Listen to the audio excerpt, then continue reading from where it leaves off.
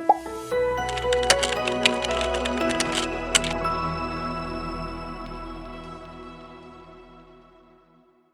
guys, what's up? In this video we'll be going through a fix to tab key not working on Windows. So without any further ado, let's get right into it. So the first solution is to check for any damage. So hit Windows key along with S simultaneously to open up search and then type in notepad. Now here we have to use the alternative key to tab and see if the function is actually working in software. So press Ctrl along with I and see if the cursor is moving ahead. In case it's working, that means that the software side is working properly.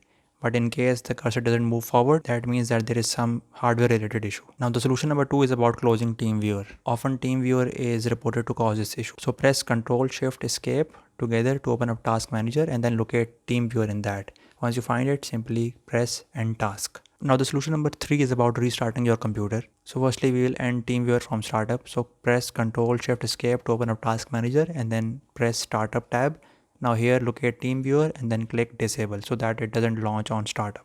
Now simply restart your computer and hopefully the issue will be resolved. We hope that this solution was helpful for you guys. Make sure that you give this video a thumbs up and subscribe to our YouTube channel. We'll see you in the next one. Take care. Bye.